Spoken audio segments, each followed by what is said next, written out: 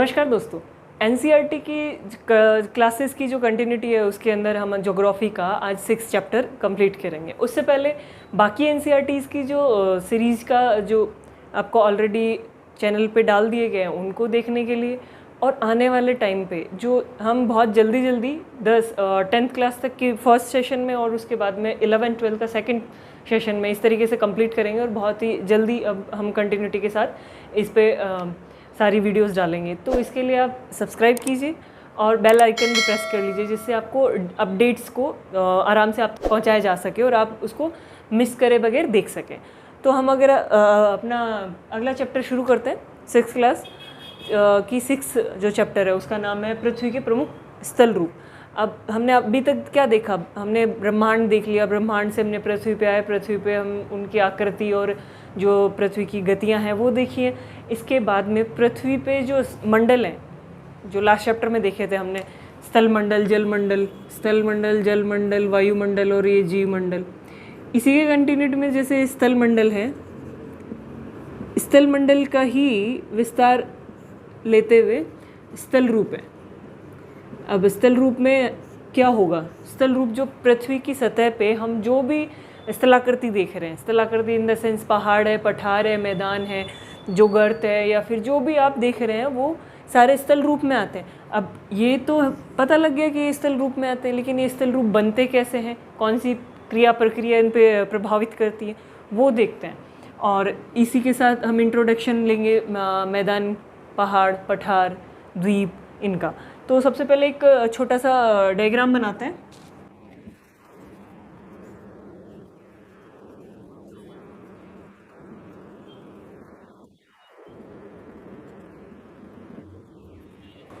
जो विभिन्न आकृतियां हैं इनका जो वर्गीकरण है वो किस आधार पे होता है, इनकी ऊंचाई और ढाल। अब जो आकृति है, इन जैसे पहाड़ है, पठार है, मैदान है, इनका जो डिफरेंस है, इनका वर्गीकरण ऊंचाई और ढाल के आधार पे करते हैं। इसी से यहाँ अपन डेफिनेशन बनाएंगे, इसी दो चीज़ों से हम डिफाइन कर देंगे कि पहाड़ क्या होता है, पठार क्या होता है, मैदान क्या होता है। यहाँ पे रिलेटिव हाइट सागर की देखी जाती है, सागर या महासागर। महासागरों के कंपैरिजन में जो सर्वाधिक ऊंचाई वाला स्थल होगा या फिर जो स्थिति होगी वहाँ पे उसको पहाड़ कहते हैं। ये 1500 मीटर से जो अबाव होता है ना, एवरेज ये होता है। इसकी जो ढाल है वो तिरु होगी कंपैरिजन में किसके, पठार की तुलना में, ठीक है। और इसकी हाइट पठार की तुलना में अधिक होगी तो इसको पहाड़ कहेंगे। पहाड़ मतलब जिसकी अन्य स्थलाकृतियों से ऊंचाई ज़्यादा है, ढाल तिरव है, आधार चौड़ा है और शीर्ष सकरा है। शीर्ष सकरा है, यहाँ की चौड़ाई कम है, यहाँ की आधार तल की जो चौड़ाई वो ज़्यादा है। तो ये पहाड़ की डेफिनेशन हो जाती है। वहीं पे अगर पठार देखें तो तुलनात्मक रूप से लिखना है हमें, पहाड़ की तुलना में पठार की हाइट कम होती है लेकिन मैदान की तुलना में अधिक होती है और ये टेबल नुमा इसकी स्थिति होती है, ठीक है। और इसका ढाल पहाड़ की तुलना में कम होता है और मैदान की तुलना में अधिक होता है ढाल। और उसके बाद में अगर इसी की तुलना में मैदान की तुलना करते हुए इसकी परिभाषा लिखेंगे तो वो स्थिति होगी कि यहाँ पे ढाल नहीं है और ऊंचाई भी कम है। ये समुद्र तल से लगभग 200 मीटर के आसपास की जो स्थिति है वो मैदानों में परिवर्तित हो जाती है, मैदान कहलाते हैं। देखते हैं, पहले अपन ये देख लेते हैं स्थलाकृतियों का निर्माण किस तरीके से होता है। स्थल रूपों का निर्माण की जो प्रक्रिया है, स्थल रूपों के निर्माण की प्रक्रिया आंतरिक एंड बाह्य। आंतरिक में कौन सी होंगी, आंतरिक में ना जैसे भूकंप है, भूकंप किसी स्थान पे भूकंप आया, वहाँ पे धंसाव हो गया तो वहाँ पे गर्त बनेगा। वहीं पे भूकंप की वजह से अगर जो चट्टानें एक दूसरे पे कवर करते हुए ऊपर खड़ी हो गई तो वो पहाड़ या पठार की स्थिति का रूप ले लेगा। तो आंतरिक क्रिया और बाह्य क्रिया, आंतरिक संचलन एंड बाह्य संचलन, ठीक है। अब आंतरिक संचलन में पटल विरूपण और आकस्मिक संचलन होता है यहाँ पे।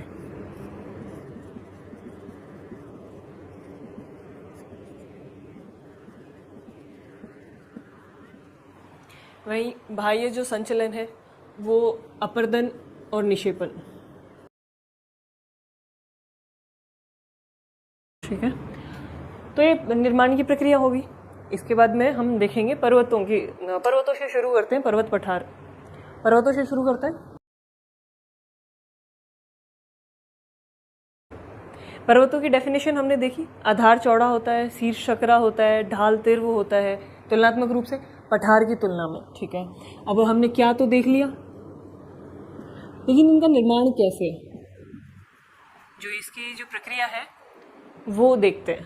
प्रक्रिया में क्या आएगा, यहाँ पे 3 प्रक्रिया दे रखी है एनसीईआरटी के 6th क्लास में। पहली है पलन, और दूसरी है भ्रंशोत्थन और ज्वालामुखी।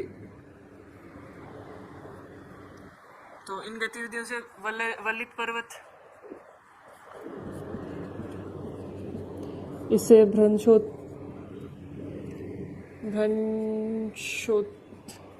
पर्वत और ये ज्वालामुखी पर्वत।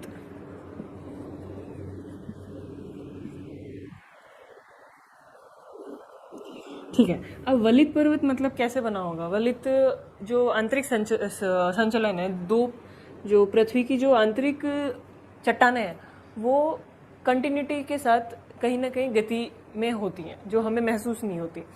तो 2 चट्टानें हैं,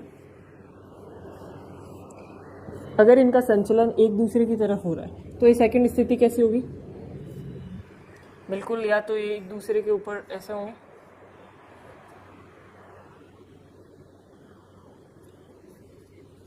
और इससे इस तरीके से मोड़दार, जो यहाँ पे चट्टानें आ गई एक दूसरे के ऊपर हुए हैं, तो इसकी वजह से पर्वतों का निर्माण होता है। तो वलित पर्वत, अब वलित पर्वत को वलित क्यों कहते हैं, क्योंकि 2 चट्टानें एक दूसरे से टकराने की वजह से मोड़ बन जाता है, तो इनको एक मतलब मोड़, वलन मतलब मोड़ पड़ना, तो इसलिए इनका नाम वलित पर्वत हो गया। ठीक है, इसके एग्जाम्पल कौन कौन से हैं। भारत में एग्जाम्पल हिमालय, अभी हम मैप में देखेंगे हिमालय कहाँ है, और एडीज जो दक्षिण अमेरिका में है, आल्प्स जो यूरोप में है, इन सब का लोकेशन हम रिलेटिवली मैप में देखेंगे अभी। तो ये है, अब है भ्रंशोत्थ पर्वत। इसका निर्माण किस तरीके से होता है, चट्टान का जो संचलन है वो तुलनात्मक रूप से एक दूसरे की तरफ ना होके ऊर्ध्वाधर जो संचलन है उसकी वजह से पर्वतों का निर्माण होता है।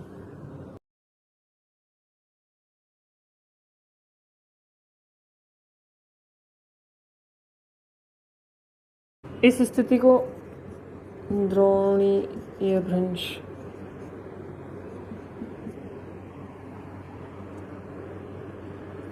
द्रोणीय भ्रंश, उत्खंड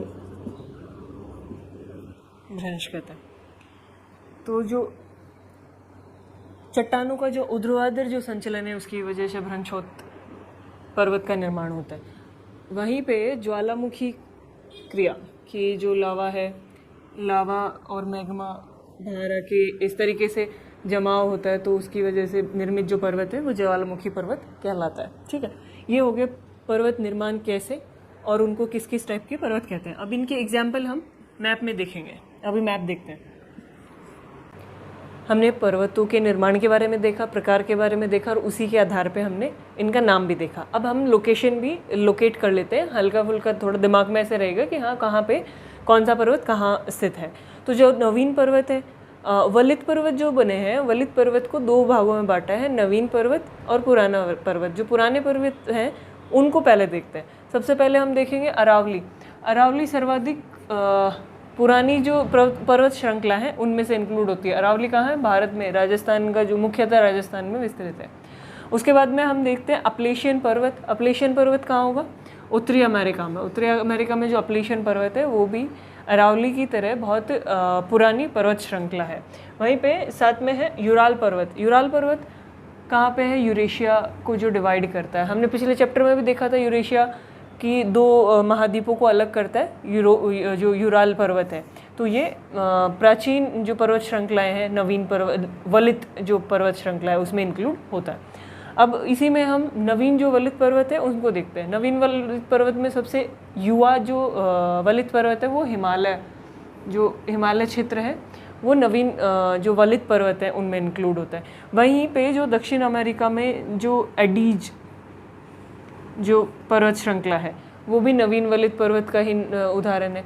वहीं पे अगर यूरोप में देखें तो जो आल्प्स पर्वत श्रृंखला है वो नवीन वलित पर्वत श्रृंखला में इंक्लूड होती है। ठीक है, अगला देखते हैं ब्रंशोत पर्वत के एग्जाम्पल। एक एग्जाम्पल इसका भी याद कर लेते हैं। जो यूरोप की राइन घाटी है, राइन घाटी में वॉस्जेस जो पर्वत है वो ब्रंशोत पर्वत का एग्जाम्पल है। ब्रंशोत पर्वत ऊर्ध्वाधर चट्टानों के संचलन के कारण निर्मित होता है। ठीक है, अब अगला एक जो ज्वालामुखी से निर्मित पर्वत है उसका भी एग्जाम्पल देख लेते हैं। एक तो जापान में फ्यूजियामा जो पर्वत है वो ज्वालामुखी से निर्मित हुआ है। वहीं पे अगर हम अफ्रीका में माउंट किलिमंजारो, ये जो किलिमंजारो है माउंट किलिमंजारो, ये भी ज्वालामुखी निर्मित पर्वत है का एग्जाम्पल है। अब एक इंटरेस्टिंग फैक्ट ये देखते हैं, जो मोनाकी पर्वत है, मोनाकी पर्वत कहाँ होगा? जो हवाई जो द्वीप है, प्रशांत महासागर में हवाई द्वीप है। मोनाकी पर्वत की महत्वपूर्ण विशेषता क्या है? ये प्रशांत महासागर में स्थित है। इसकी जो ऊंचाई है वो माउंट एवरेस्ट से भी अधिक है। इसकी ऊंचाई लगभग 10,205 मीटर के आसपास है। तो कई ऐसे पर्वत भी हैं जो समुद्री जल सतह के नीचे हैं, जो सतह जल के ऊपर नहीं दिखाई देते, जैसे हमने एग्जाम्पल देखा मोनाकी पर्वत।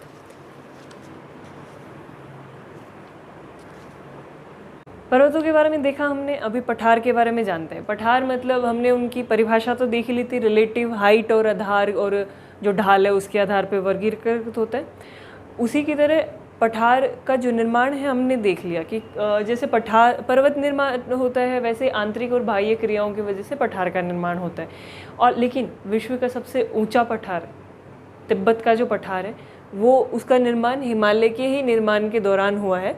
तो आगे जो क्लासेस होंगी उनमें पता लगेगा कि किस तरीके से आंतरिक संचलन किस तरीके से काम करता है। यहाँ पे हम तिब्बत के पठार और दक्कन पठार और ये है उनके बारे में देखते हैं, मैप में लोकेट कर लेते हैं जो लोकेशन है उनको। तो सबसे पहले हम देखेंगे तिब्बत का पठार। हमने हिमालय जो देखा है, तिब्बत का पठार भी यहाँ पे है। तो तिब्बत के पठार को हाईलाइट करते हैं। तिब्बत का पठार जो विश्व का सबसे ऊंचा पठार है, इसका निर्माण हिमालय की जो संचलन गति है उसी के तरीके से हुआ है। तिब्बत का पठार, दक्कन का पठार जो है ये भी पुराना पठार है। हिमालय जो तिब्बत का पठार है उसकी तुलना में बहुत पुराना है। जैसे अरावली जो पर्वत श्रृंखला है वो पुरानी है, उसी तरीके से तिब्बत का पठार भी दक्कन का पठार भी कंपैरिजन में पुराना पठार है। वहीं पे हम अब अफ्रीका में जो पठार है, पूर्वी अफ्रीकी पठार, केन्या, तंजानिया और युगांडा में जो यहाँ पे जो पूर्वी अफ्रीकी पठार है, यहाँ पे जो पठार का जो क्षेत्र है वो अत्यधिक खनिज युक्त होते हैं। ठीक है, ये हमने पठारों के बारे में देखा। और भी पठार हैं, जो छोटा नागपुर पठार है जैसे एग्जाम्पल भारत में। यदि मैदान के बारे में देखिए तो मैदान विस्तृत क्षेत्र होता है और समतल क्षेत्र होता है। तुलनात्मक रूप से देखा जाए तो किसकी तुलना में? पर्वत और पठार की तुलना में कम ऊंचाई, न्यूनतम ऊंचाई और न्यूनतम ढाल होता है। ठीक है, अब वहीं इसके एक दो एग्जाम्पल देख लेते हैं। जैसे गंगा का मैदान विश्व में सर्वाधिक प्रसिद्ध है, गंगा का मैदान, और जो गंगा नदी की वजह से निर्मित होता है। वहीं पे और देखते हैं, उत्तरी चीन का मैदान देख ले, मंचूरियन का मैदान, और भी विश्व में बहुत सारे मैदान हैं जो नदियों की वजह से बनते हैं। तो ये हमने कंप्लीट किया 6 चैप्टर, जिसमें हमने स्थल रूप जो देखे हैं उनके बारे में जाना है, पर्वत, पठार, मैदान के बारे में। तो मिलते हैं फिर अगली क्लास में। अन्य NCERTs की जो क्लासेस हैं जो पहले ले चुके हैं वो देखने के लिए आप प्लेलिस्ट में जाइए, और अगली क्लासेस के लिए आप सब्सक्राइब कीजिए और बेल आइकन दबाइए, जिससे आपको फर्दर क्लास का नोटिफिकेशन भी मिलता रहे और जल्दी ही हम पूरी NCERT कंप्लीट करेंगे। Thank you.